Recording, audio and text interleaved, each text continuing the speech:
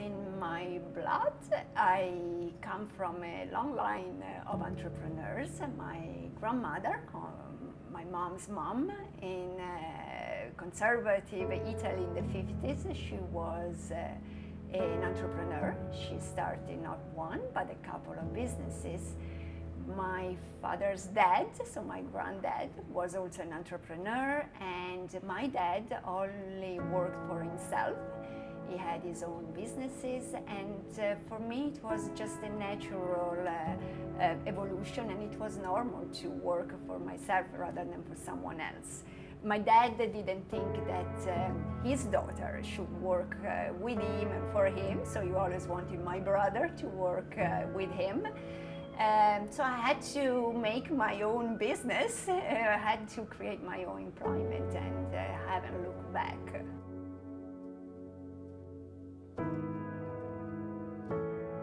When we had the idea of creating a new chocolate, we knew we needed an awful lot of data, and we also needed to make sense of the data. So how do you gather millions of publicly available data and then mine them in order to find out what a chocolate product should be like to satisfy consumers in the next 5 to 10 years?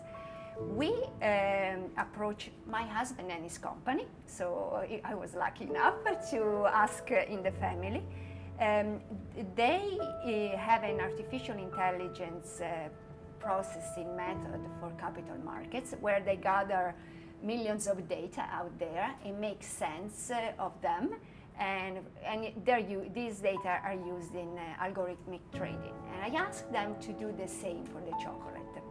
So they mined social media posts, public articles, university research papers, peer papers, etc. And the data was digested and what we received was a list of key points that a new chocolate product should have. And we incorporated a lot of these key points in our product development. The idea of being completely dairy-free, and also not to add cocoa butter to keep the ingredient list shorter.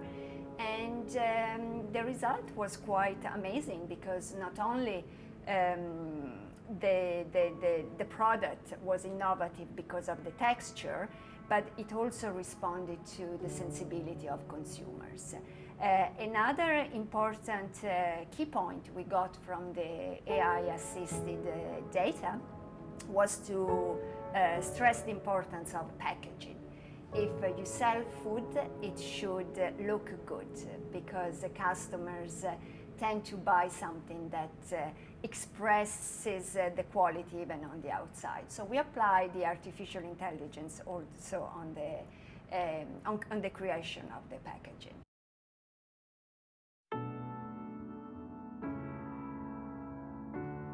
Being Italian, I grew up with good food, and also wholesome food, simple ingredients but real ingredients, and that was always a draw. People who know me know that I care so much about Mother Earth, and as a result about the food I eat. Also, I worked in marketing for IBM and Oracle, and in sales for Benetton. And when I started my business, fashion was somehow a nice way to apply my knowledge to a nice product, clothes, especially women's clothes and shoes. However, I always wanted to be involved in an industry that had so much substance and where you could make a difference.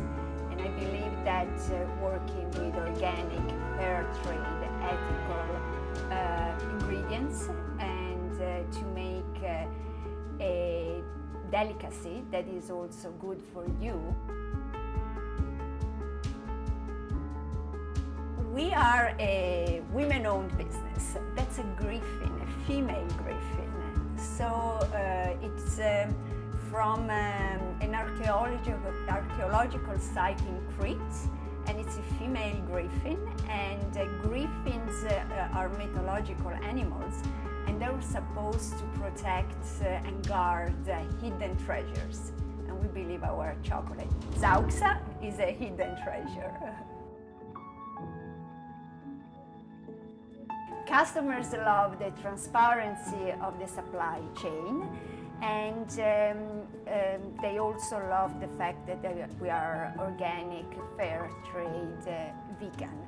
On top of that, people with dairy intolerances or allergies tell us how much they love this chocolate, because they find that sometimes dark chocolate has still traces of dairy, whereas our chocolate is not only vegan, it's also dairy-free. And then it appeals also to people with gluten intolerances or celiacs, because it's gluten-free, but it's also crunchy and has a very snappy bite. And we are told that gluten-free treats are usually munchy and they have no crispness. Also, they appreciate the packaging and the artwork, the one that took 8 months to develop. And it's been said that this chocolate wouldn't look out of place in a museum.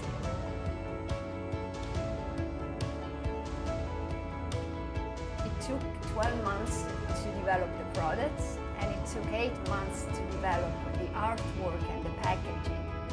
So during those first 8, and then it went up to 12 months, there were many moments when I was wondering whether we'll ever see the finished products.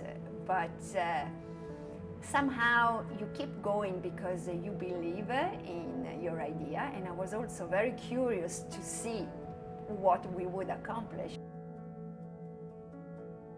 We have both a strategic plan and a tactical plan. So the strategic plan is to bring the production of some new products in Canada, make it here in order to have more flexibility and be closer to the North American markets. The other is expanding into the US, and our number one priority market is China. We recently got our Chinese trademark, so we're quite excited about that.